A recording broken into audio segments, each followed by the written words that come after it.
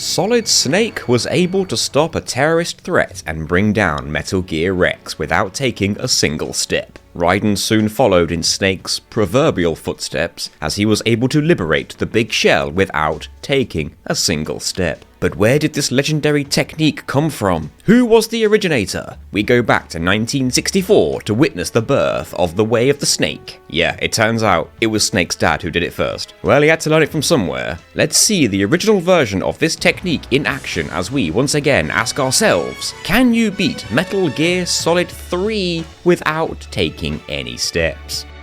Let's find out. Here are the rules. But first, I'd just like to say that 78% of people who watch our videos are not actually subscribed, so if you want to help me out, I'd really appreciate it if you hit that subscribe button. If you're going to watch the videos anyway, you might as well, right? Thank you. Back to the rules. Rule number 1, we cannot take a single step on foot at any point. More specifically, we cannot use the D-pad or left stick to move Snake's position whilst he's standing, except to rotate on the spot. Rule number 2, we will be playing on normal difficulty. Other than the first rule, we're treating this like a casual playthrough. Rule number 3, glitches are fine, just no hacking. And rule number 4, once we defeat the final boss of the game, the boss, we win.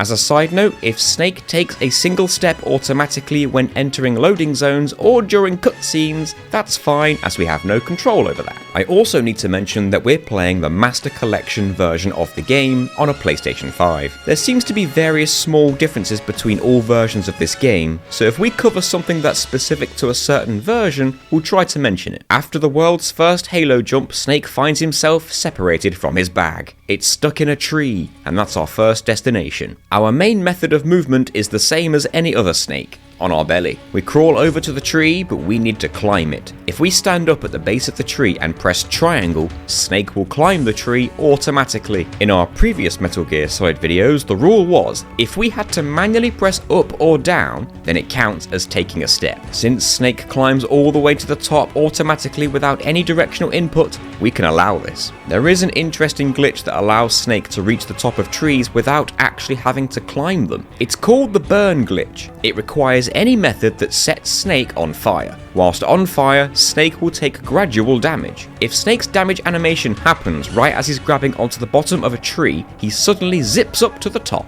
The burn glitch can result in all sorts of strange things depending on what Snake is doing as he takes damage, but it seems that this is a PS2 glitch only. We also don't have anything that can burn us this early in the game anyway. I just thought it was interesting to mention. Once we're on the tree branch, we need to move along it to grab our bag. But we can't just walk along the tree branch. Instead, if we press triangle, Snake will drop down and hang on by his hands. And now we can shimmy along and grab our bag. Snake will then drop down from the tree automatically in a cutscene.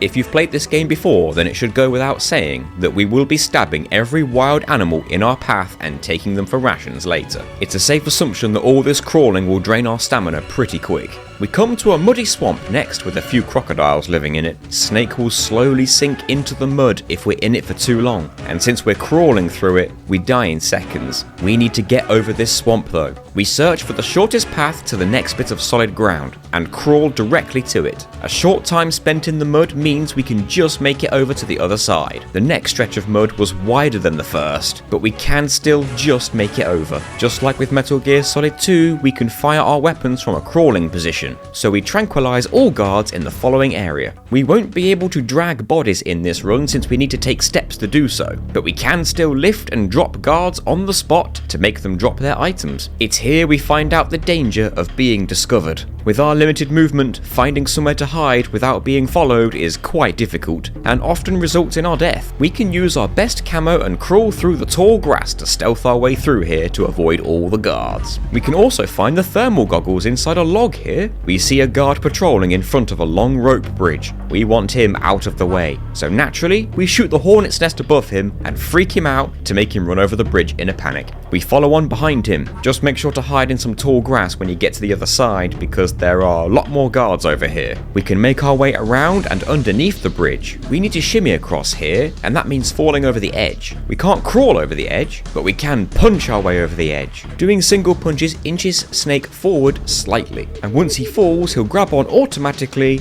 and he can shimmy along to find the rifle. We do the exact same thing to get back to the other side, and we carry on. We arrive at the abandoned factory where Sokolov Sokolov is being held captive. We need to find and rescue him. There's plenty of things to hide behind as we crawl our way through, and we can even distract the guards with the unconscious bodies of their fellow guards. There's a decent sized crawl space under the building itself, and we can use that to hide and wait out the evasion timer. The door to the room that Sokolov is in is on a raised ledge. We may have been able to vault up to that ledge, but another way is to use the ladder to the roof. Once again, Snake climbs this ladder automatically after pressing triangle. We can wait up here until we're no longer in any alert condition. We punch our way over the edge and to the door. One broken arm, a high dive, and a nuclear explosion later, Snake is back to jumping out more planes. We crawl north and punch our way over the edge. Snake's luck continues to be terrible as he gets his hand stomped on by a horse. We quickly hide in the nearby grass with our best camo until the alert condition returns to normal. We head south and crawl through the swamp again, just like before. Shortly afterwards, we find a goat. We strike like the snake we are, and there's also stun grenades and regular grenades hiding behind this tree. We return to where we were and head north this time. This brings us back to the bridge, and there's still a guard here. However, Snake knows the guard's biggest weakness, being stabbed repeatedly in the shins. It's surprisingly effective, and it conserves ammo. It takes a few stabs to kill a guard, but each hit stuns them and they struggle to get away. This is the real CQC, close quarters crawling. We can look under the bridge again in the same way as before to find some life medicine and raindrop camo. Once we're in the abandoned factory again, we're free to find all the items in the area as there are no guards here this time. This includes an AK-47 assault rifle. We can also vault over chest-high ledges or crates by crawling up to them, backing up against them, standing up on the spot,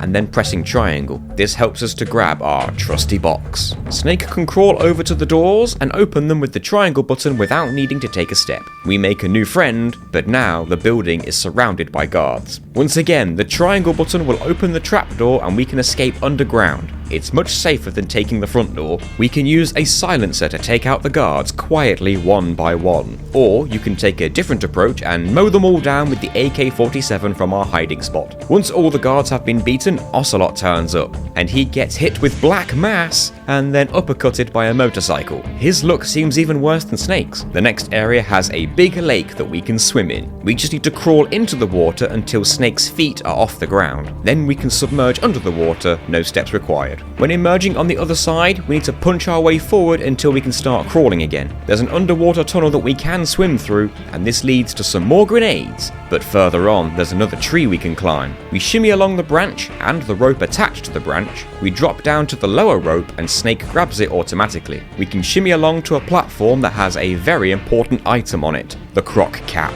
We equip this immediately. One good thing about crawling everywhere is that we can avoid tripwires like this one. Also, we can always prevent claymore mines going off when we travel over them. We crawl under some barbed wire fences and then use a tree branch to get over the last one. We may have had to put a few more guards down on the other side. We take the next area a bit more stealthily, and we find a storage room with some ammo and grenades inside, including WP grenades. We bump into Ocelot, which means our first boss fight. We hit the deck right away and crawl behind the closest rock. We got a couple of shots on him, but then we got bitten by a snake. We promptly took our revenge and ate the snake right then and there. Ocelot runs around a bit, so we shot down a hornet's nest near him, and then we got a few more shots on him. We didn't notice that the snake bite was causing our health to drop rapidly, but thankfully we got a good few headshots in a row at the end, and the fight was over before we died. Everyone suddenly gets attacked by an entire swarm of hornets for some reason. It's not like we did anything to them, and Snake is forced to jump in a cave. We crawl through the underground cave and grab as many items as we can find. We also collect a bunch of dead crabs. There's even a shotgun down here, and the snow camo. The second boss fight wasn't far away, the Pain, and he can control hornets it seems. The unique part about this battle is that it can be fought entirely in the water, and you don't take steps while swimming. We punch our way over the edge immediately, and now we don't get back out the water again. We can shoot him from the water's surface, but his hornets protect him from our shots now and then. With the right timing, we can land headshots when he drops his guard. and then we can submerge underwater whenever his hornets try to swarm us. It's when he reveals his face that it becomes a pain, no pun intended. Landing hits seems to be a lot more difficult now. I'm not sure if it had anything to do with the fact that we were trying to tranquilize him, but once we got his stamina almost all the way down, we just couldn't land that last hit for some reason. Grenades can be used to temporarily remove his hornet protection, but the hornets can also pick up our grenades and drop them back into the water. We finally managed to land the final headshot to win this fight. It was lucky this boss fight was done underwater, because being limited to only crawling would have made this fight 10 times harder. We beat him so bad that he literally exploded. We swim to the cave's exit and punch our way out of the water. On our way out, we see a rat end it all by running into a claymore mine. We grab a few goodies and then fall to our freedom. We can just submerge and swim our way through the river. We go up now and then for some air and embrace our inner crocodile. There's a new pistol under the water here, and then we take a break from stealth and gun down all the enemies in the area. But then we made a mistake. We got tempted by the items in the boat, so we climbed in. It might not seem like a big deal, but this was a soft lock in this run. We can't crawl back out, and we can't even punch our way out. We can't even use a grenade to explode us out. Send a chopper. We reload the game and avoid the boats this time. There's another pistol up ahead, some TNT, and a sniper rifle in the storeroom. If the game's going to give us TNT, then it only makes sense to blow up this storeroom. We travel back to the river and swim to the end of it to see Volgin taking things too far, and Sokolov soiling himself. We wanted to fight all bosses in this run, but we also wanted the trophy for killing the end early. So we quickly pulled out our sniper rifle that we found and took aim. We got 2 headshots on the end before anyone could wheel him away, and he exploded on the spot out of sheer surprise. We actually got 2 trophies for doing this, but since we wanted to fight the end, we reload the game and let him live this time. Before heading inside, we grab the night vision goggles. There's a food storage room inside, so we blow that up as well. Snake decided to stay in the room when the TNT went off as part of his expert strategy, and not because I pressed the wrong button. Yeah, that's it. We found ourselves outside of a laboratory, so we put on our scientist disguise that Eva gave to us and approached the fence. But the guards saw right through this disguise somehow and gunned us down. Instead, we crawl to the far left of the fence where there's a gap, and we hide in the grass near the guards and their dogs. This guard is getting the snake special. He's getting stabbed in the shins 10 times, which is exactly enough to kill a normal man. It truly is the perfect strategy. We sneak inside the nearby vents to gain access to the lab. On the way through the vent, we find the Oyama face paint. Of course we're putting that on. The vent leads out to a courtyard, but Snake can't crawl over this tiny step, so we need to punch our way over it to reach the door. The scientist disguise allows us to travel through the lab without being immediately recognized, and thankfully a helpful person in our chat gave us some useful advice about our face paint. Get tipped off if you have face paint. Good call. We didn't want to be suspicious with our face paint. Now we're completely inconspicuous. If a scientist sees us, they'll try to examine our face, so we face the other way. But for some reason, the guards knew something was wrong right away. We had to face facts. The guards are crocist. We took off the croc cap and put on the face mask, complete with the scientist glasses. With the help of our motion detector, we were able to get upstairs undetected to find some food and reading material. On our way back towards the stairs, one of the guards spotted us, so we quickly hid in the nearby office behind a bookshelf. We then quickly stood up on the spot before the guard could approach us. We spammed the triangle button to adjust our glasses to make us look even more innocent. The guard wasn't going to move unless we moved first though. But crawling is suspicious apparently, and since he was blocking our way, we couldn't punch our way past him. It was then we had a brilliant idea. We'll try to knock him out. We hit him a few times and he went down, but it didn't knock him unconscious. In fact, not only did the guard get right back up, but the guard outside the room also heard the commotion, so we assumed we were dead right there. Then it happened. The second guard barged into the room and knocked out the first guard before he could get to the alarm. The second guard's enemy was hiding right in front of him, and his friend was out cold behind him, and he concluded that there was nothing here. Then he spots his friend on the way out. He helps him up,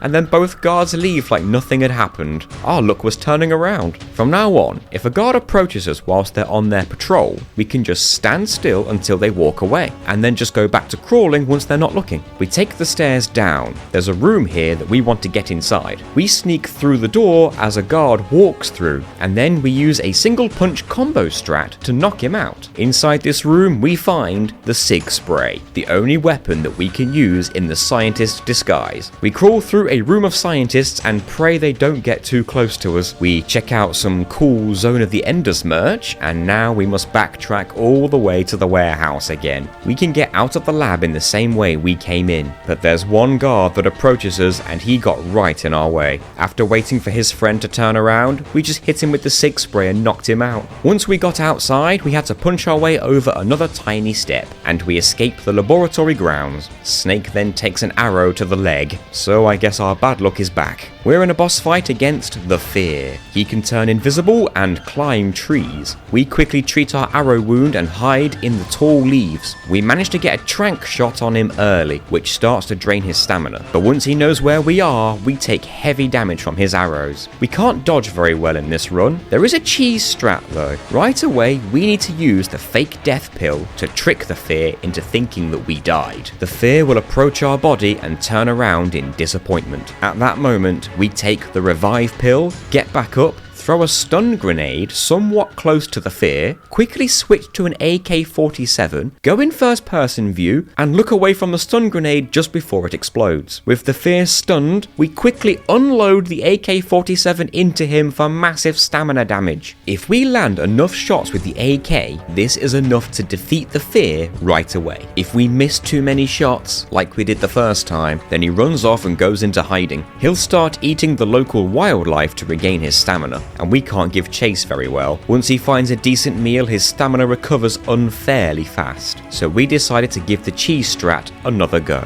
After using the fake death pill strat, we throw the stun grenade to Fear's left. We then quickly look to the right as the grenade goes off, and then gun down the Fear with the AK, all without moving from this spot. If we land every single shot before the Fear jumps away, then we win this battle right away. The Fear then exploded out of sheer embarrassment. There is a chest-high ledge that we need to climb over. Once again, we crawl up against it, stand up, then press triangle to hop up. We make it back to the warehouse, and since we blew up their food supply earlier, the guards are all starving. This makes them easy pickings for us and our tranquilizer. We take the new exit, and thanks to our thermal goggles, we avoid detection from even more patrolling guards. We soon come across a house, and we want to investigate the inside. We crawl through the grass and round the back. There's a door here that seems to lead to another storage room. We climb over the box to find a new machine gun, and we can even use the trapdoor for a quick escape. There's a small building nearby, but we can't get up the step to reach its door. We can't crawl into it to back up against it since there's just enough room to crawl underneath. Snake has been defeated by a single step up, but there is a path we can take that leads above this building. From here we can drop down and get inside for some good food. The very next area is where we do battle with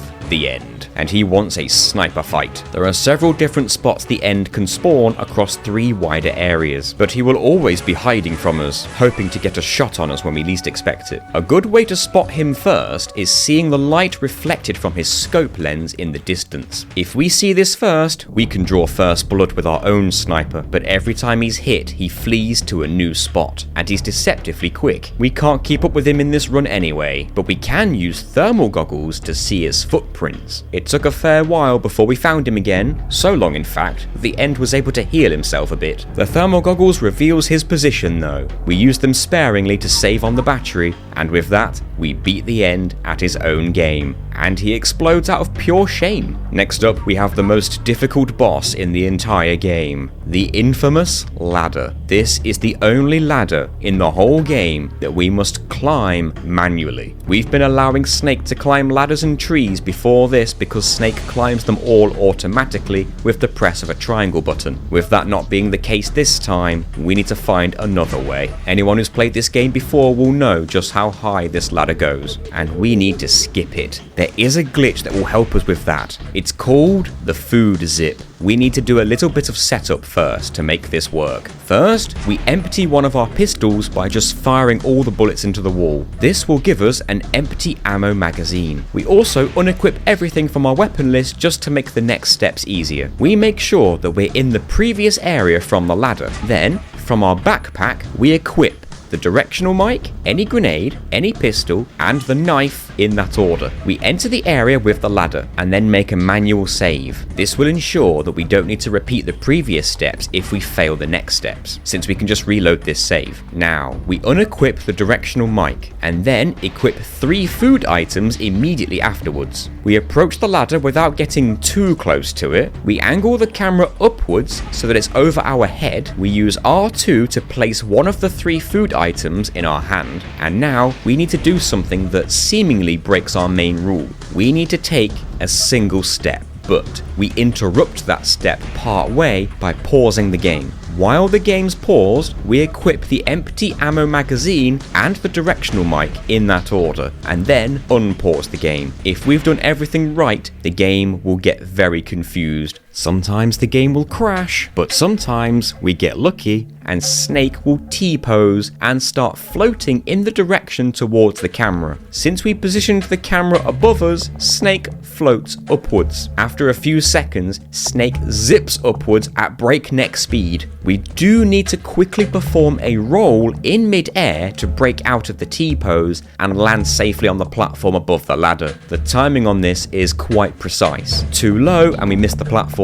too high and we die from fall damage, but when performed perfectly, it looks like this, and we have skipped the giant ladder completely. But let's address the elephant in the room. We had to take a single step in order to perform the ladder skip, but actually, it's only like half a step since we interrupt the step partway through by pausing the game. Plus, when we unpause the game, Snake is already in a T-pose, so it's kind of like the game forcibly stopped Snake from breaking the main rule. That might be a lame excuse, but it's either half a step on the ground or 100 steps up a ladder. You can decide which one's best. If you're wondering if this glitch can be performed with a crawl instead of a half step, then no, I'm afraid it doesn't work. But what does happen is hilarious. Snake still tries to T-pose, but he's still crawling, and then this nightmare is the result. It is simultaneously the freakiest and funniest thing I've ever seen in this game. We'll call this the lowercase T-pose. Anyway, once we're up the top, we can finally make progress. We're crawling up a mountain now, and the guards here are fairly blind. We can even sneak up on the vultures. There's a small cave partway up the cliff with some goodies inside,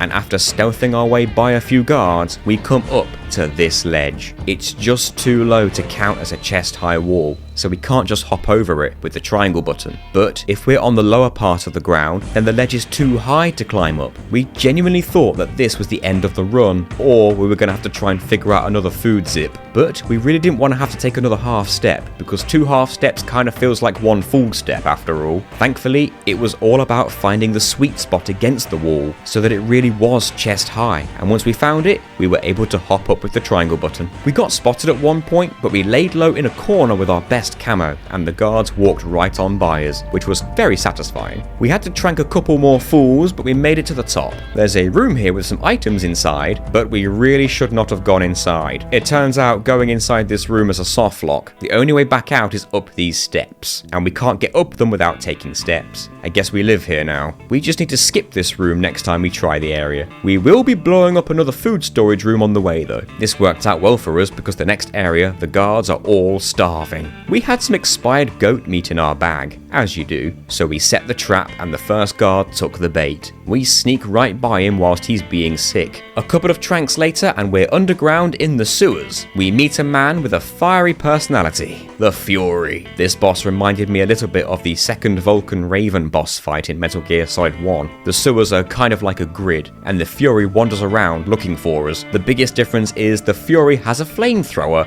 and the corridors will often be engulfed in flames. We can get the odd shot on him now and then, but it's very hard to avoid the flames at our low crawling speed. This led to several deaths. However, we discovered a method of removing the flames from us if we ever catch fire. Just put on the cardboard box. It doesn't prevent the flames from hitting you if the Fury fires at you, but it does instantly remove the burning effect afterwards. And no, it doesn't make any sense, but we'll take it. Shooting the Fury point blank is a good way to get ourselves killed, so we need a better idea. We tried shooting the water pipes on the ceiling to put the fire out, but that didn't seem to help much. He can also rocket down the corridors when he starts his countdown. Eventually, we found a really good spot to stand on. There's a chest-high ledge partway down one of the corridors that connects two of the corridors together. We hopped up onto it, and now we can swivel on the spot in first-person view, and we can peek around the corners with L2 and R2. When we see him down one of the corridors, we deal some damage and then quickly stop peeking when he shoots his flames at us. This way, the flames miss us entirely, so we just keep peeking round the corners and shooting at him like this to rack up the damage. Even if he charges down the corridor next to us, he can't hit us. It's not a perfect strategy though. Eventually he does start to shoot the flames directly at us, and this can even set off the nearby barrels to explode. This knocks us off the ledge, and we're burning badly. We quickly threw on the cardboard box to put the flames out. It seems we got quite lucky as the explosion damaged the water pipe above us. This caused the water to leak out and extinguish the flames around us. He fired at us a bunch more times before we had a chance to get away, and several more times after that. Our health was very low. We quickly put the cardboard box on again to put the flames out, and just in the nick of time. Thankfully he flew away at this moment, and the flames around us got put out by the leaking water pipe above us. This gave us just enough time to crawl over to the ledge again. We hopped up and looked to the right. The Fury shot his flames in our direction, and we rapid fired back at him. We could hardly see what we were even shooting at with all the flames, but we just managed to hit an explosive barrel that the Fury was standing right next to. That was just enough to get the win in this fight. We didn't know if those flames were going to hit us or not, but either way, that was a close call. The Fury got so angry that he exploded out of pure rage. There's a ladder directly following this, but thankfully, Snake goes back to climbing them automatically from here. The next area is full of guards, but there's a lot of things to hide under. We can crawl underneath pretty much any vehicle we can see, and there's even some items under them. Sometimes it feels like this game was built more for crawling around, especially when you consider the camo system. Staying low to the ground increases our camouflage percentage in general, so we can get around places like this quite well if we stay in the shadows. We found a new rifle along with some more TNT, so naturally we hide somewhere else and blow up this storeroom as well. The distraction allows us to make our way inside the weapon base. The scientist disguise helps us to reach the locker rooms, and we stay hidden there until Rykov wanders in, and we knocked him out with the SIG spray. With our new disguise, we can make it into the room where Sokolov is being held. Just as long as we don't do anything to draw attention to ourselves, the guards shouldn't suspect.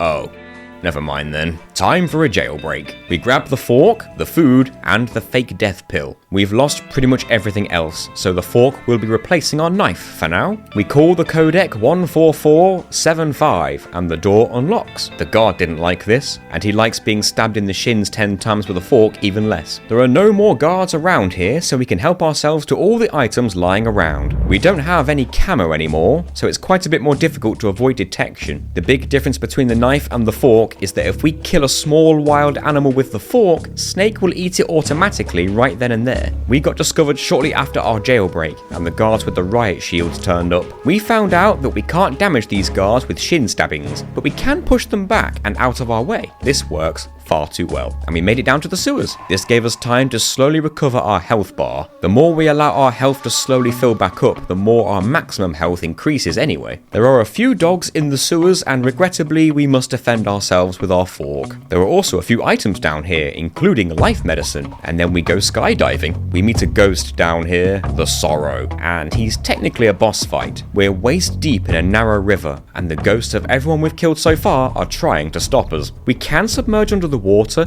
but we can't seem to swim through the water without resistance. We could punch our way forwards, but that will take forever. Plus, the screams from all the ghosts are very annoying. A much quicker way to get past this boss is to intentionally drown ourselves and then wait for the snake is dead message on screen. The unique part about dying during this boss is that we can still access our items after drowning. Normally, this would only be possible after taking the fake death pill, which means we can take the revive pill. This skips the whole encounter, and all without having to move from the spot we started on. We make our way through a forest area, and we made the mistake of stabbing a mushroom with our fork. Snake ate it automatically and gave himself food poisoning. A free way to get rid of food poisoning is to open the cure screen and then spin Snake around on the spot for several seconds. When we close the menu, Snake will throw up and his food poisoning is gone. We soon get all our stuff back and re-enter the weapons lab. Since we couldn't see any guards on the bottom floor, we took a look around the rooms below that we didn't go in last time. We climbed a couple of boxes for an item, but then someone spotted us. The next thing we know, a guard walks into the room and it looks like we're doomed. But then, somehow, the guard didn't spot us and just walked out. It seems our good luck has returned. In the locker room, we open the one locker that stands out from the rest, and we find our sneaking suit. This suit basically acts as this game's version of the body armor, as it reduces the damage we take when wearing it. Our next task is to plant explosives at 4 specific spots in this large room. We'd rather not get spotted though, so we stay hidden. One of the engineers nearly sees us, but we can always hide in the shadowy areas. If there's a guard isolated from the others, we can trank them. For the last explosive, we follow the engineer's walk cycle, hide under the tank we need to blow up, and wait for the engineer to walk away. We can plant the last explosive without being seen, and then we get seen. It's time for the boss fight we were dreading, Volgin. Right away we put on the sneaking suit to reduce the damage we take, but we still have a 5-minute time limit to win this. Volgin has ranged electricity attacks that he uses whenever we pull out a weapon, and we're not going to be able to dodge those. The idea is to use CQC to wrestle him to the ground, which is awkward when you can't take steps. Oddly, the SIG spray is surprisingly effective at stunning him. And not only that, if we wear this mask that we use to disguise ourselves as Rykov, this shocks Volgin long enough to do whatever we want to him, so we just SIG sprayed him again. Although, he made us pay with a lethal drop kick,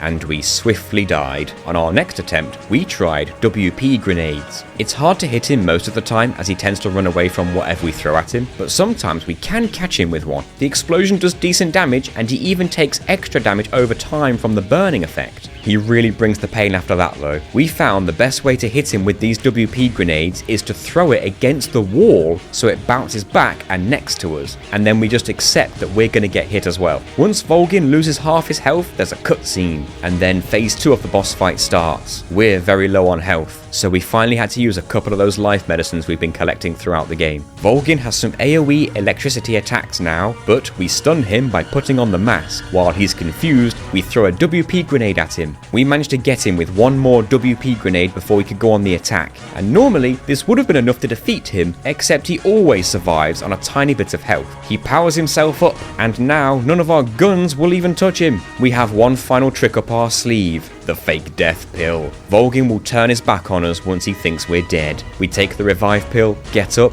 and headshot him with our rifle for the win. We're making our escape whilst being chased by the Shagohod. This is one of the best parts in the game though, because during this bike section, we have unlimited rockets in our RPG. The only downside with the RPG is the reload time. But if we fire a rocket and then quickly double tap R2, the RPG is reloaded immediately. If we can get used to double tapping R2 after every shot we fire, then we can essentially rapid fire rockets. Doing this sees us through to the battle against the Shagohod itself. The beginning is free in a no-step challenge since we're still on the bike, but once we damage it enough, Volgin has to use his own electricity to power it up. This exposes Volgin, so now he is our new target. First, we have to hit the treads to slow him down, and then we fire a rocket at his face. We can shoot the missiles that he fires at us with a rifle before they hit us, which is a good thing because we have to win this fight from this spot. This means we're very vulnerable to his own rapid fire damage. Eva will throw items down for us now and then, but reaching them before dying is a problem.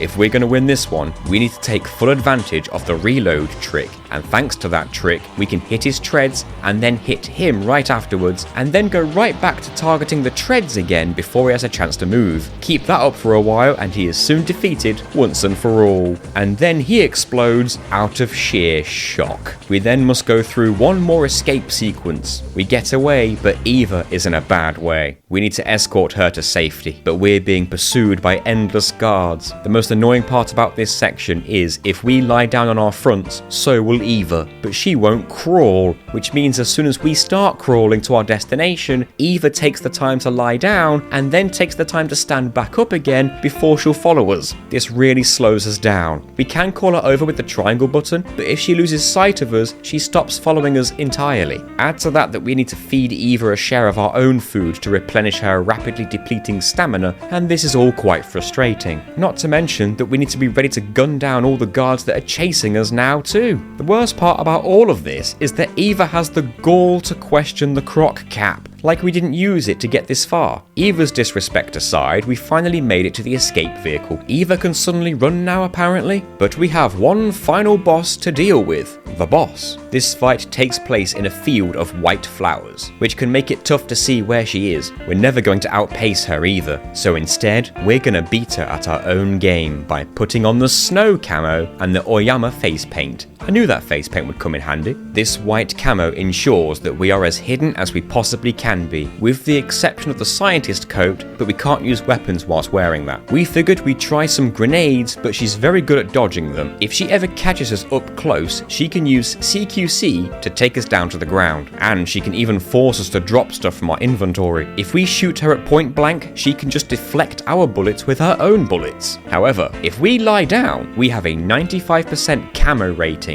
So even when she's this close to us, she struggles to see us. The issue with this strategy is that she counters by firing right back at us, and if we keep this up, she'll outlast us for sure. On our next attempt, we equip the thermal goggles as we crawl around. Since we're stuck in first person view whilst crawling through tall grass or flowers, it can be hard to see her even with the thermal goggles, but if we hold R1 to maintain a first person view and then hold both R2 and L2, Snake will peek over the top of the flowers. We stay close to a tree or a log, and when we spot her, we unequip the goggles to save on the battery, equip the sniper rifle, and headshot her. Immediately afterwards, we crawl right behind the nearby tree or log to avoid the counterattack. The fallen tree in the middle of the battlefield was our best friend in this fight. Whenever we lose her, we equip the goggles, peek over the flowers, do a 360 spin until we see her movement, and then we can take our shot and quickly hide. We kept this up for the entire fight, and this was all we needed to defeat the boss. We have done it. Oh wait, no, we still need to shoot her. I'm not sure why they let us do an extreme close-up in this dramatic scene. We have done it. Can you beat... Oh,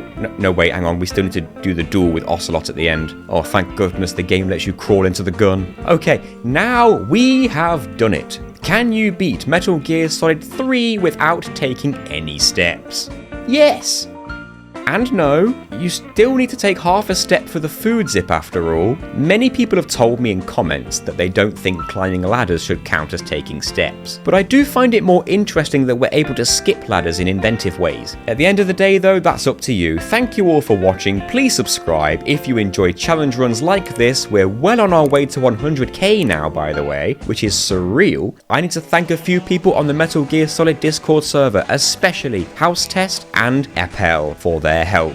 And another big thank you to fellow YouTuber challenge runner Sir Rando for helping me out with his knowledge of this game. Check out his channel as well. I can personally vouch for the Metal Gear Acid 2 challenge run that he did. And of course, a big shout out to all of those who have shown their support to us on our journey. They are A Lazy Dragon, Anthony Kermack, Chell, LED23, Stephen Foot, Tor, and the YouTube members Codename Lance, Drew, Fister Knightley, Floop, Freistening, Griffey, Jack Scott, JP, Rocket Plod, The Great Michelle, VV is Vicious, and Zero Talent, and our Twitch subscribers, A Lazy Dragon, Eiley Chan, Atomic Nightmare 42, Dino1303, D-Stut, Duigi, Evolve Pixel, Finn Living with a Ghost, Heiki Jerry 14, Hamscoffer, Henneman 1, Jesus Christ 00AD, Gino 505, Cami 7, Melphilis, Quetzalcoatl DB, Spectrum Z90, Static Jokes, 10 Divide by 6, That Chloe is Odd, The Jammy Emperor, The Only Intruder, Tor ZH, Tauster, and True DK0. Thank you all so much. I've done this challenge on Metal Gear Solid 1 and 2 as well, so if you haven't seen those already, you can watch them all in timeline order. The playlist is linked on screen now. Or if you want a different kind of challenge run, how about Prince of Persia Sands of Time without wall running? I'll link that as well. What a thrill.